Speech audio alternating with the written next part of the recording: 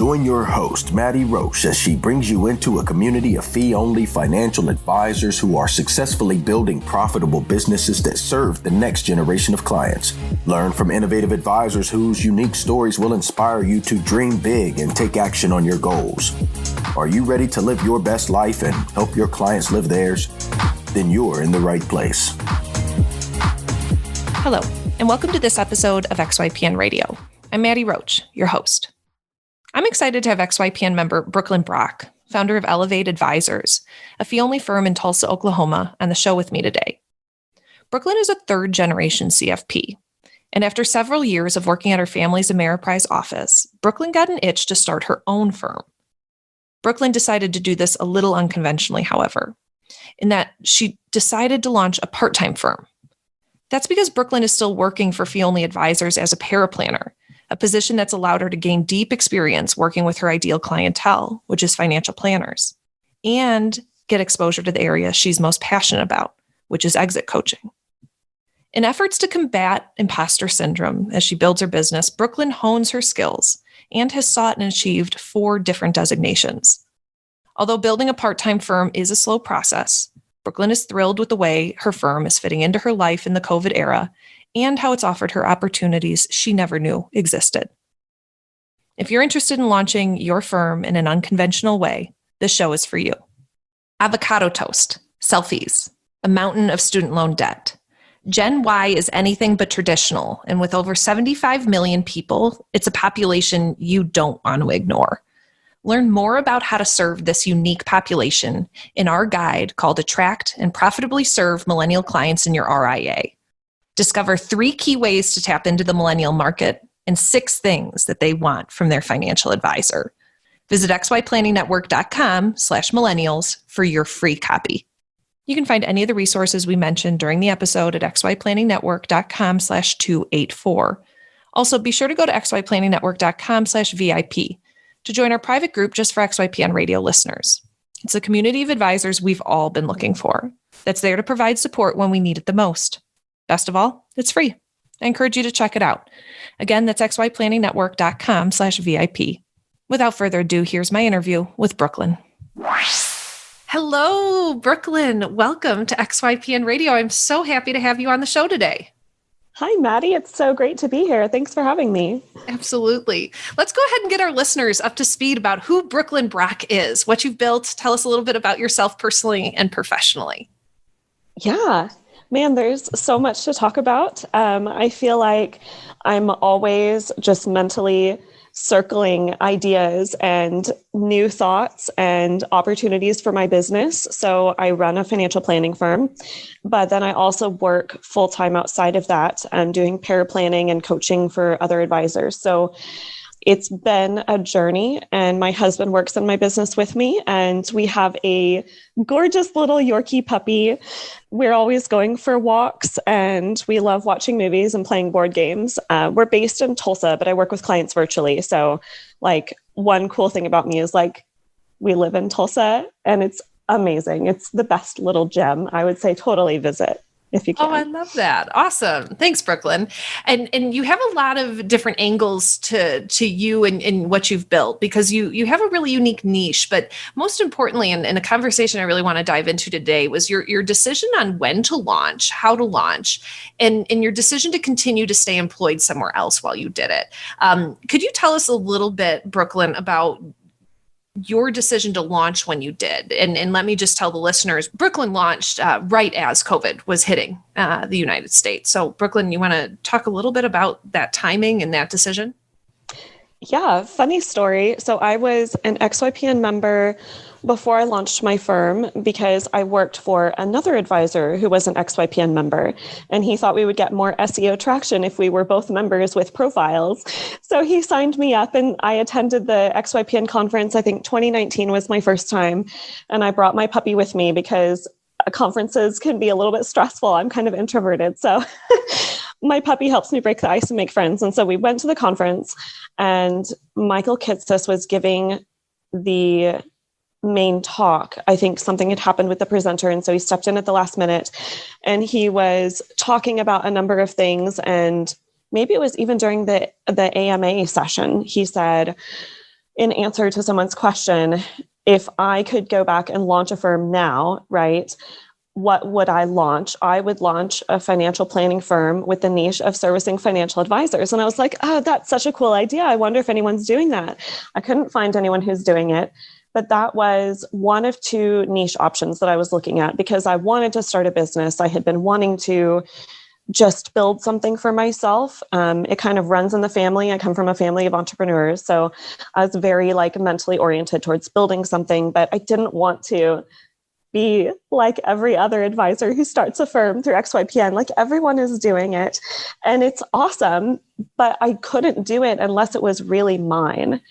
And I was doing something totally different that was me, that I would be passionate about for the rest of my life. So I was like, servicing financial advisors. I come from a background, I'm a third generation CFP. So wow. We've been in this industry forever. All of my personal friends outside of work are advisors. And now I've made so many friends at XYPN. It was like, that's a huge natural fit. But I didn't come to that realization until coming home from the conference.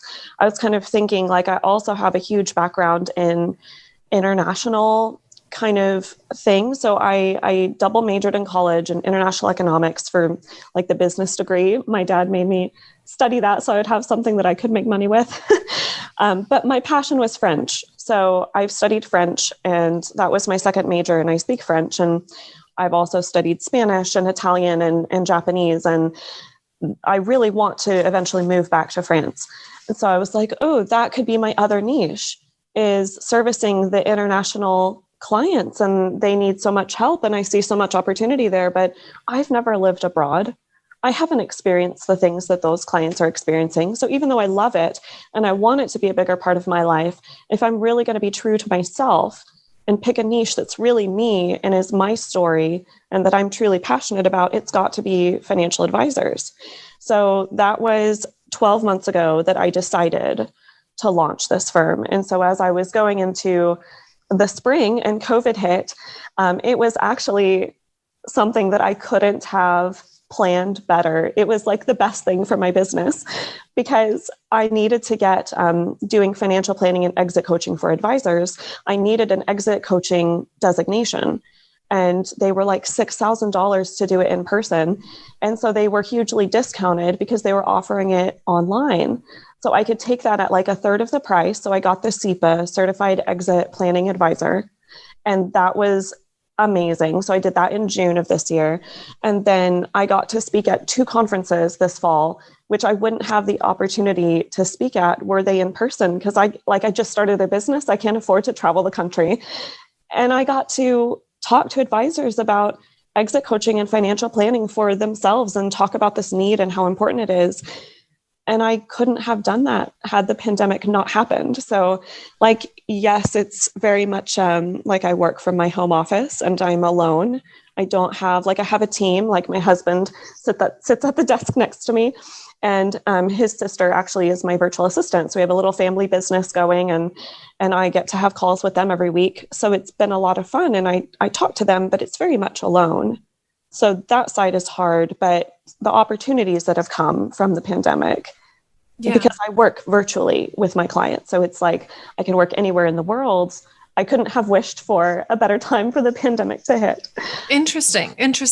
Can you tell us a little bit about the RIA that you're building, the focus of it, and how you're growing it intentionally right now? Because I know that you are not working at it full time, and that is a decision that we'll dive into here. But just give the listeners a little bit of perspective of what you plan with the firm and what the firm currently looks like. Yes. So I started in the industry with my family's office. I was an advisor there for about 5 years, and then I needed to get a different experience outside of the firm. So I just went across the street. There was an advisor I knew from volunteering on the board of our local FPA chapter, and he was hiring kind of a paraplanning part-time position. And at the time, I had taken all the courses to sit for the CFP, but I wanted to work part-time for 2 reasons. One, I could put more time and effort into studying for the CFP and actually pass it on my first try. And 2, I wanted to take 1 day a week to go and spend at my grandmother's house because she's in her 80s now and she is a professional artist. So she's done pictures and paintings and sketches of my family. And she does quilts for all the new babies in her church. And she's a cook and she's a gardener. And there's so much I can learn from her. We've written a Bible study class for junior high girls together. So we have a great relationship and she's like a huge mentor for me. So I knew that I didn't want to work full-time as part of that transition. So I was like, great, I can work part-time. I can pass the CFP. And after I passed the CFP, thank goodness, that was the hurdle. The advisor I was working for didn't have enough hours to give me full-time work or even like 30 hours a week. So I found another advisor actually just through Facebook, and she was looking for a part-time paraplanner. So I had this LLC set up on the side to do kind of like family office services. And after kind of like 12 months of doing pet sitting and house cleaning and babysitting, I was like, this is not my skill set. I am trained to do something different. So I kind of edited the purpose of that LLC to just do the paraplanning. So connected with this advisor, was doing paraplanning for her, and she had not been offering financial planning for her clients. So as much as it was like, here's some data, can you put it into the planning software? It was also, I was going through and creating a workflow for the planning process. We did two, one for new planning clients and one for existing planning clients. So I was really teaching her like, what is the planning process from start to finish? How are we building your client experience? So as much as it was paraplanning, it was also coaching to a certain extent. So coming up on going to that 2019 XYPN conference, I had been with her for about 6 months and I decided to launch this firm. And she was really excited because I was kind of moving into this coaching type of position through my firm, right? Because it is exit coaching, but it's a lot of business coaching as well as the firm goes through the transition. So as I've kind of owned that coaching type of role, she's increased my hours. So I'm 25 hours a week for her and moved from my old LLC to my current LLC with Ellevate, my RIA. So she's a coaching client now. So I still work, I call it full-time for her, between her and the same advisor that I was working for originally. They make up my full-time work, and it is paraplanning, but it's a lot of coaching because the original advisor is now buying a firm. So as much as I am still doing paraplanning, I also get to help them figure out all of these changes with their firms and make it so much better. Fascinating. And so do you count those two folks that you work full-time with as clients of the firm, of the RIA? The one that's 25 hours a week, I do. We have an agreement through my RIA, but the original advisor, he's bumped back to something like 6 to 8 hours a week. And I'm actually still W-2 employee for him. Got it. So the blessing is that both of these advisors know that I have my business, right? And I'm not pressured into building a book of business with either of them. The advisor who I work W-2 for, I'm still on his website. So there's a little bit of confusion because when people look for me, they don't always find my firm, they find his firm. Mm-hmm. But it's good for his SEO. And we have the kind of relationship where he's not bitter about having an advisor on staff that wants to build something totally different and eventually leave. He wants me to be happy and pursue a career that's ultimately fulfilling for me. So I've kind of developed that same mentality in how I would want to run my firm, that as I hire younger advisors and help them on their career track, that it's about them figuring out what's the right fit for them. And it may not be with me. So I need to structure my firm to be a stepping stone instead of like a place where I need to have them sign like a non-compete or a non-solicit. Like I need to be more open than that. I feel like it's the right thing to do. Yeah, I love how you can pass that along, and that realizing that working in a part-time or full-time capacity while you build a firm is something that was so important to you that you'd want to offer that to others. Mm-hmm. Tell me a little bit about just when you say exit planning, what does that mean, and what do you mean that you're coaching on it? It's really fascinating because people come to me with random questions about wherever they are in the coaching process. So I end up doing a lot of planning projects where people will say, I just need a few hours, help me resolve this question, or help me talk through this, or what is your feedback on this stage of my transition plan? And my training from the SEPA is actually ongoing exit coaching. So it would be maybe 1 or 2 hours a week. and I would be kind of on retainer, kind of like you have ongoing financial planning clients. I'm trained to do ongoing coaching, and we work through, first we do kind of like you do an initial plan for a client. I work through some initial coaching planning opportunities. So we take a look at all of the variables that affect your exit plan. We kind of, I would refer out for a business valuation, and we look at what is keeping you from getting the value that you want when you go to sell your firm. And sometimes people have a buyer or a seller picked out already, and sometimes they don't. So it's just kind of an as needed. And so at the end of that initial plan for the business, for the exit, we come up with a list of recommendations. So kind of like when you finish an initial financial plan for a client, you have an action item list for them to go home and do as homework. And if they hire you for the ongoing, you help them implement that. So that's what I would do.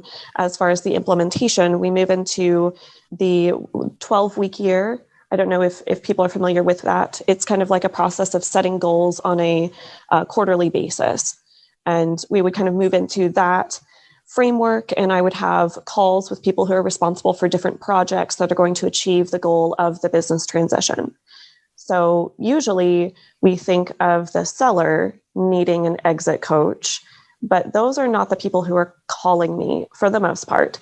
It ends up actually being the people who buy the firm, because the seller has problems actually exiting their firm.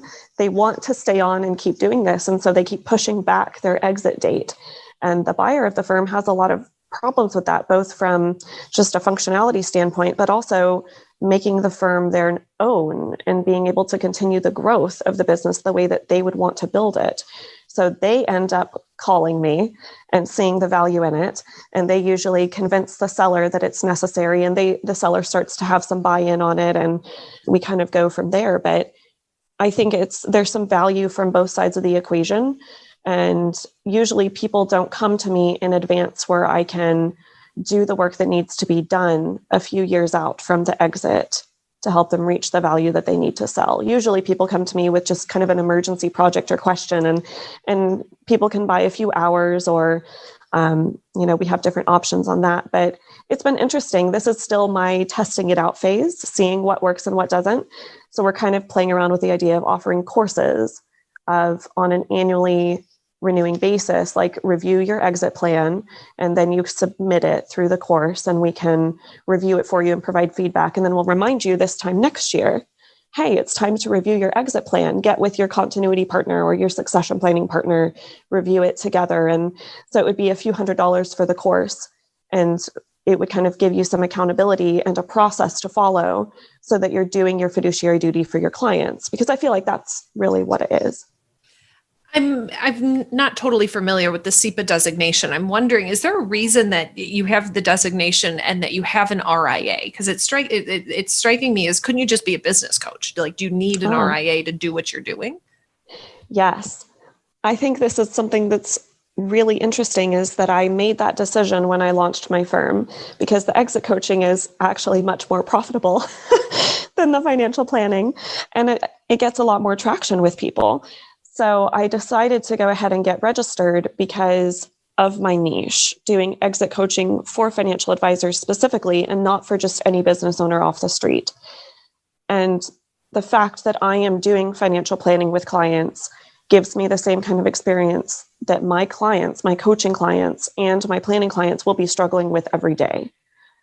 So I wanted to be able to have that experience for myself, but also to be in it every day with them.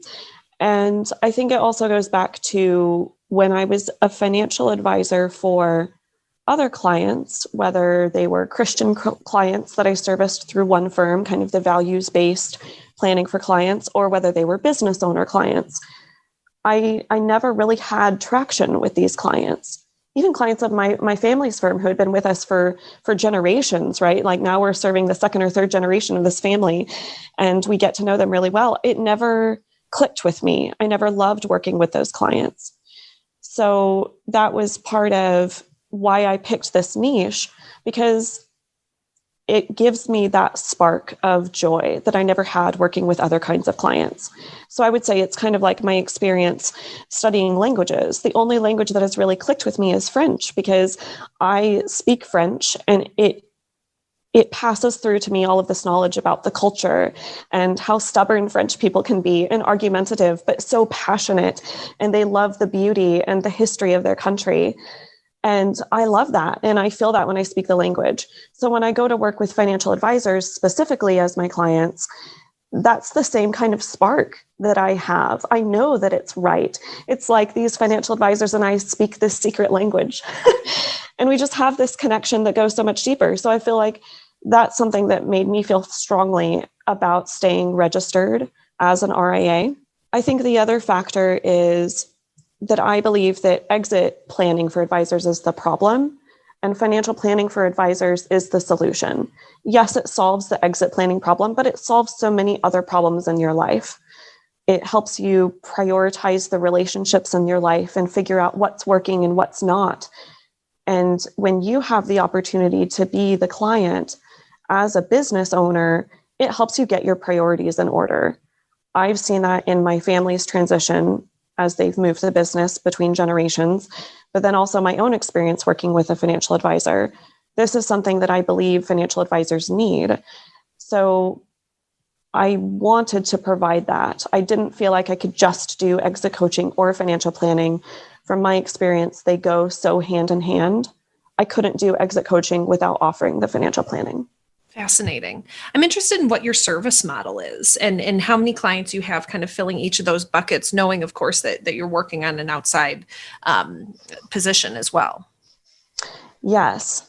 When I launched my firm, I knew that I wanted to keep the number of clients that I work with very low, partly because I never wanted to work full time. I've been working so much my whole career, and it's really draining to work like 50, 60 hours a week and then go home and study for the CFP outside of business hours. Like, I can't live like that forever. I have lots of other hopes and dreams.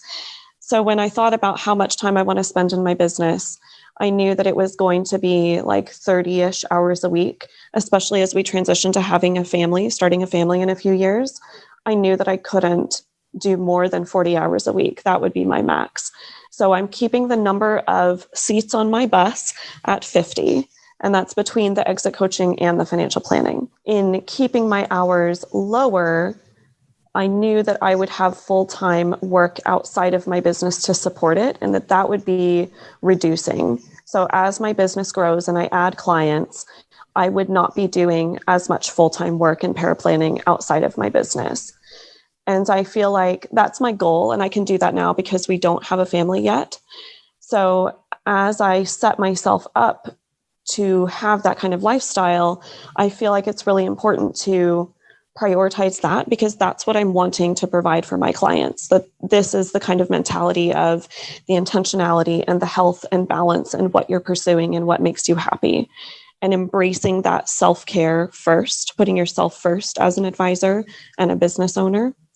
So how many clients I have now?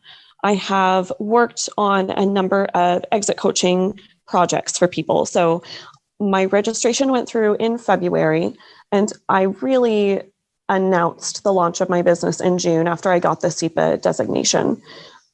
So I've really only been taking on clients since about June. And so I've had, I think it's been 4 or 5 exit coaching clients. And then I've transitioned to the one from my old LLC. So I kind of count her and I kind of don't because she's like my full-time work outside of my business. But I think the financial planning clients, the number that I have now is actually 0. And I knew that it would be hard going into this when I decided to do this niche. And I picked it because I knew that I could do it for the rest of my life and be happy because I feel like this is important. This is what I'm meant to be doing. So I knew that it would be a long ramp up. And I was okay with that because I have this full-time work outside of my business. And because I have been blessed with this huge gift, which is I've been an advisor at several different firms, and I have managed not to build up a book of business to bring with me. And usually people think, oh, you want to build that book of business. And I did at my family's office, and I left most of them there. There was one client who came with me, and she'd since then passed away. So I've managed to be able to pursue my niche purely and say no to people who don't fit into my niche, because now people are calling me. I mean, I've lived in Tulsa for 20 years and people that I grew up with are now calling me, hey, can you be my advisor? And I'm saying no, because I'm holding out for this specialized client. I know exactly what I want. I know exactly who I can help better than anyone else in the world. And that's what I'm wanting to build. So as long as it takes, I'm going to be here. And it's very scary to niche out of the gate.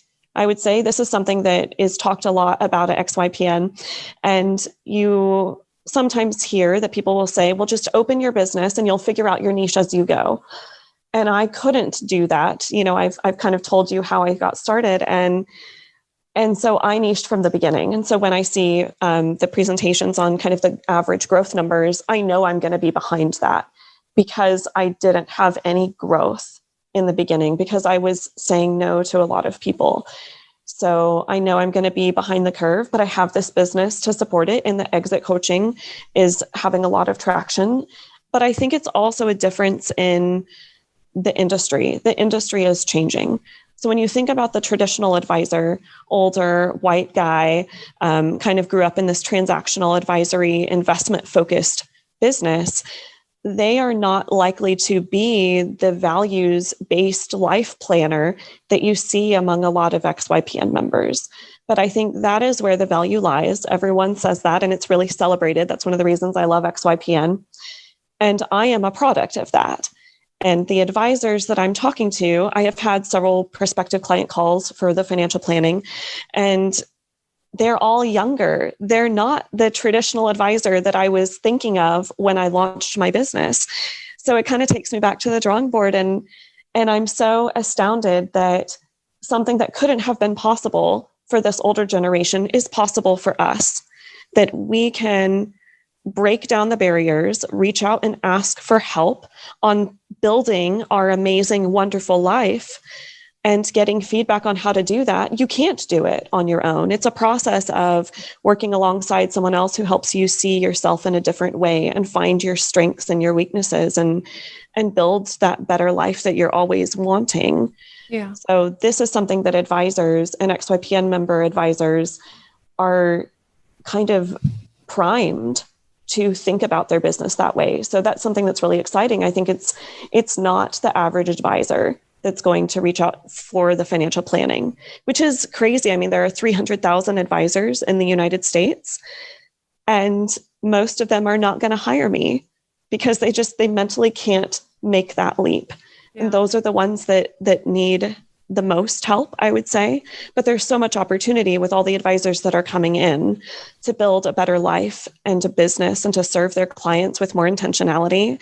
Those are the people that are going to be able to ask me for help and to make the leap. And that's really exciting. So I think it's also, as we see the industry grow and change, that my business is really going to come into its own. So my own experience working with a life planner made me realize that I have to adopt kind of this starving artist mentality, that I am never going to give up. Even if it takes me like 2 years to get my first client, I've set it up with working full time and supporting my business that I'm willing to wait for it. And I'm not going to go anywhere. And I'm going to help people who need my help. And it's so exciting.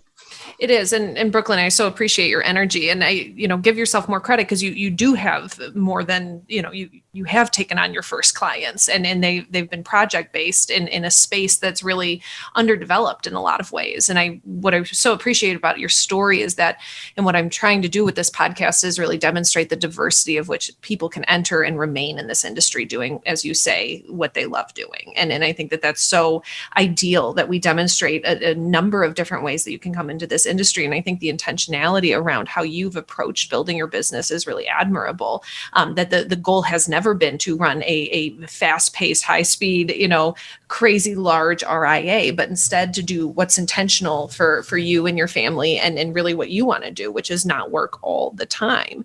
And it's so interesting because as you talk about the types of services that you offer advisors, it does seem like this exit planning coaching has been profitable for you. And you even said that's the profitable arm of your business, but you have yet to get this financial planning service model off the ground. That's so interesting, because that's you responding to your niche and really recognizing, wow, I have to continue to offer a project-based opportunity for folks, because right now financial planners have a hard time looking at themselves in the mirror in the same way. I'm wondering, do you work with a financial planner?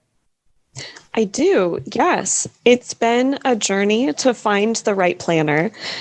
I think the first one we hired was one that I had sought out because she specializes in helping clients move overseas. So the transition between countries can just get really complicated. And I had wanted to move to France, right? That's a passion of mine. So I found this advisor and I picked her, and she charged way above what we could afford. I think the benchmark is kind of like, don't charge clients more than 4% of their income, their household income. Yeah, this was way more than that. But I believed in what she was offering, and she wasn't budging on her price. I knew it was worth that. So I was like, we're going to pay it. And my husband did not communicate well with this lady. I think it was on both sides. They didn't have the best communication. And that's not the kind of financial advisor that you want to be working with. So it wasn't a good fit on the financial side, the personal side. So after a few months, I said, you know what, this just isn't working. I know that you're worth what you're worth, but it's not what we need right now. So we're still hoping to move overseas. The pandemic kind of put a pause on that.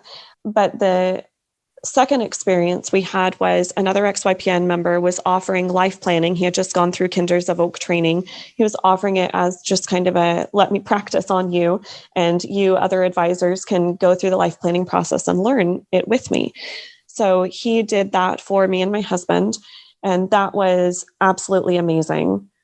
I couldn't afford a Kinder's process with just kind of still launching my firm, but going through it with him kind of opened up my eyes, and it helped me understand that the kind of planning that I need to be doing with clients is very different. It is based on the relationships and not so much on the transactional. And so that was amazing. That was over the summer that we did that. And we had hired our own advisor kind of at the same time.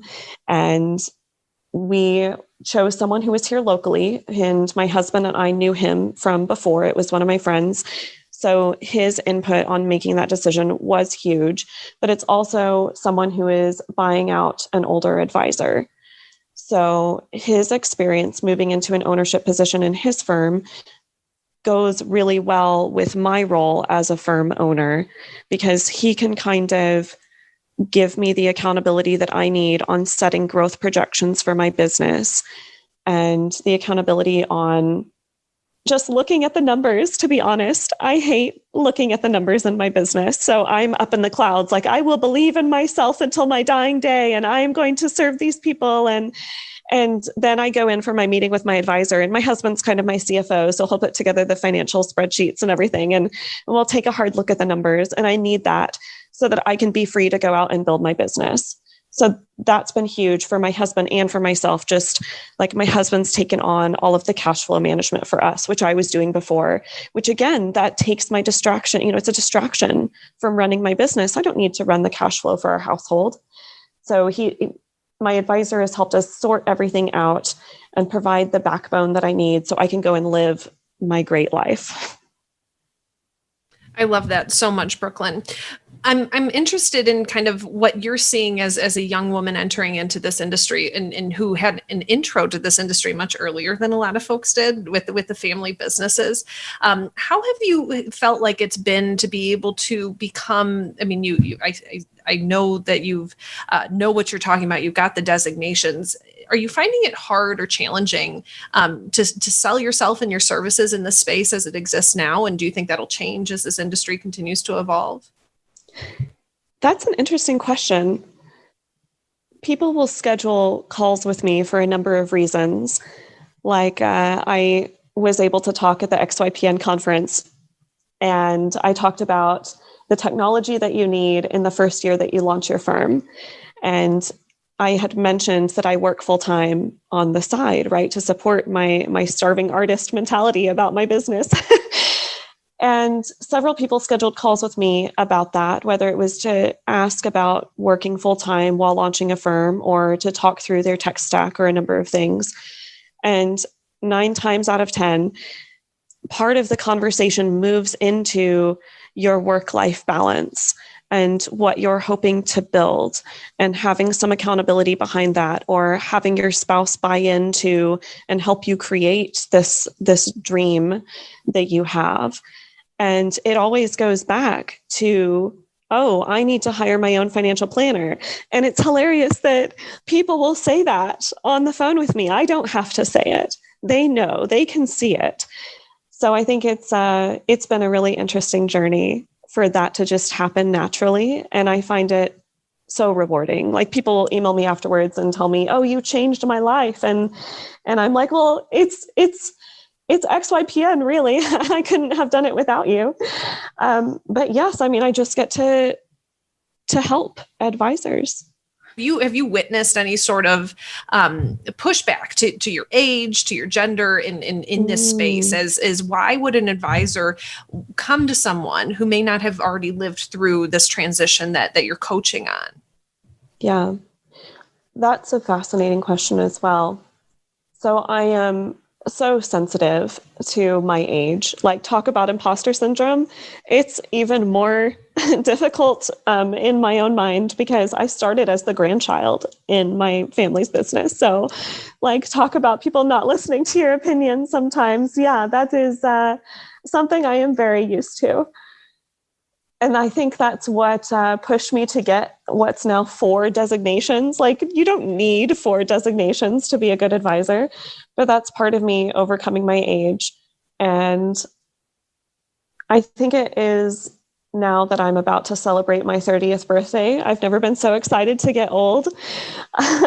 I really feel like I'm coming into my own. And I think part of it's also owning my own firm now, but it's also the weight of the experience that I had with my family, having gone through the transition of the firm from my granddad to my dad, while at the same time, there was another advisor who was part of their team who had a health event and never came back one weekend. So within my first 5 years as an advisor, I had been through 2 exit plans already. And now every advisor that I've worked with since then has either bought a firm or is working on buying a firm. I've never been through that myself, but I have been through, I mean, it's going to be 4 transitions this time next year. And I think that really comes through.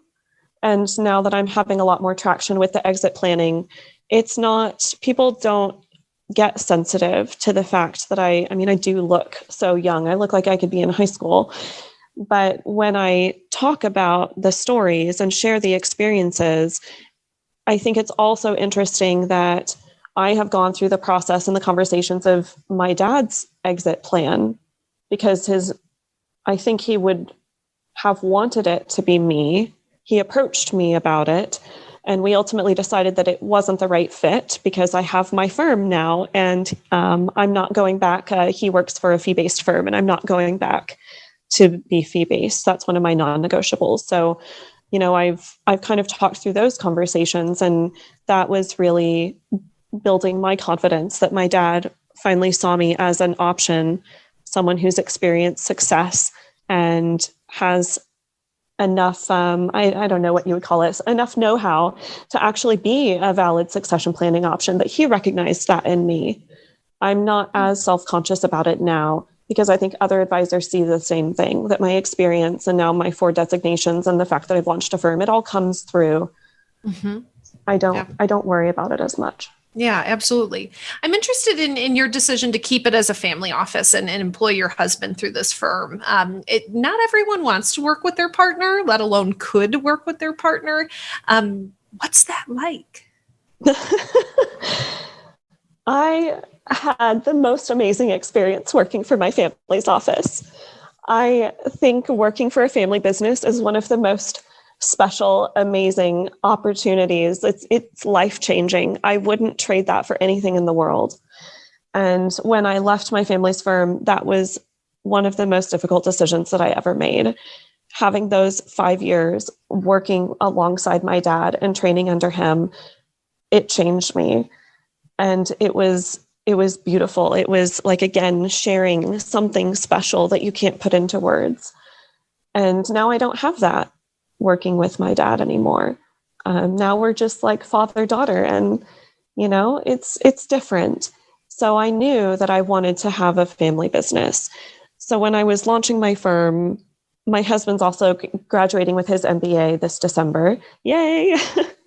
And he has so much more experience in that area that I don't have. I don't have an MBA. So he can come alongside me and help me run certain areas of my firm that's not my strong suit. And he can do that in the few hours a week extra that he has on top of working full time and going to school part time, that we're really in it together. And I think he's also making the career change from being an engineer to he's not sure what he wants to do.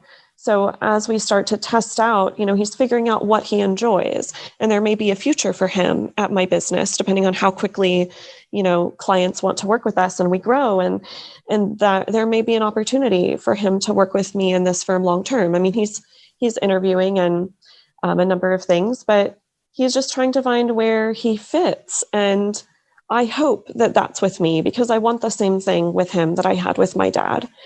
And we don't have that right now because I'm an Enneagram 4. So I'm kind of like very artistic and creative and exploring all over my business. I'm just all over the map. And he's very organized and structured. And he's an Enneagram 2, which is a helper, which means that his drive is to solve my problems. And I'm over here finding more problems every day. And, we need this project. And can you help me do this? And so that is very much how our relationship works outside of my business. And now that's translating into how we work together in my business. So we're going through the process of, how do we communicate? How do we delegate projects back and forth to each other? Because we're having trouble getting to the point where we have that special relationship, the working relationship that I had with my dad. But the more we do it, the more we are committed to doing it and to figuring it out and working together long term. And I think it's going to be part-time on top of his job for the foreseeable future. But I think our advisor also helps us kind of give feedback and figure out, is this really what we want? And the more we talk about it, the more we think that it is. Fascinating. Thanks for sharing that. You did say that it's a core value of yours or something that you're not pivoting on to work in a fee-based space. And I'm wondering, can you shine a little light on that? I think it's not so much that I have a problem with charging fee-based, because that's how, when I think about my start in the industry, it's like how I was raised, right? I was raised thinking about financial planning and financial advising as being fee-based. And the knowledge that I gained, my family has an Ameriprise office, is in everything. You have to have a very deep, strong knowledge in every area of being a financial advisor. So I have to understand the insurance and the long-term care products, not so that I can sell them. There was never that pressure there to sell. It was the pressure to be an expert at it, as well as an expert at the investments and on the financial planning and on working with business owner clients and finding the right retirement plan or whatever it is that they need. And I very much felt like that is the best foundation I could have had starting in the industry. But I don't feel like you can be an expert at everything. So my decision to leave Ameriprise was not just a decision to leave my family's firm. I know I needed different experience than working with my family, but it was also I can't do it to Ameriprise's standards. And I guess, I've always secretly believed that nobody can. And to say that is huge, right? I almost feel like I would be ostracized if I were at Ameriprise and still believed that. So it's not so much the problem that I had with being fee-based as it was the approach to how you run your business. And I couldn't do it. I would never be good enough. And that was hard. Also being third generation and being the grandchild and never being good enough for those reasons. I had to get away because I know that I am good at things and I will specialize and have the opportunity to move up market, as I get more specialized. And that's the kind of firm that I wanted to build, something small, something that I'm passionate about, where I can provide the best value. And with XYPN's help, I've figured it out and I can't go back to the old way. So that was something that I had to tell my dad. I'm different now. I'm a new person. Yeah. Oh, Brooklyn, thank you so much for your insight and your inspiration. I think this is a really good podcast for anyone who's thinking about breaking away and doing it intentionally and strategically and authentically, quite frankly, to the way they want to live their lives. And you give a lot of inspiration to women and to being able to break into this industry and remain in this industry and be seen for who you are and the expertise that you bring to the table. I really appreciate you sharing your thoughts on this podcast, Brooklyn. Thank you so much for joining us. Thank you so much, Maddie. It's been so much fun to share these moments with you. And I just hope that everyone else can get a lot of value from it, can learn something to help them approach their lives with intentionality. And yeah, I wish that for all the advisors out there. Thanks, Brooklyn, so much. Avocado toast, selfies, a mountain of student loan debt. Gen Y is anything but traditional, and with over 75 million people, it's a population you don't want to ignore. Learn more about how to serve this unique population in our guide called Attract and Profitably Serve Millennial Clients in Your RIA. Discover 3 key ways to tap into the millennial market and 6 things that they want from their financial advisor. Visit xyplanningnetwork.com/millennials for your free copy. Be sure to join our VIP community at xyplanningnetwork.com/VIP to hang out with other XYPN radio listeners, ask questions for future mailbag episodes, and finally, to find a community of like-minded financial advisors. Thank you so much for joining me today. We'll see you next time. You are not alone and you are not crazy. It's scary starting, building, and growing your own financial planning firm, and that's why we put together a free private community just for you, the Cutting Edge Financial Planner. Go to xyplanningnetwork.com/VIP or text XYPN Radio to 33344 and join a network of thousands ready to change the lives of Gen X and Gen Y clients.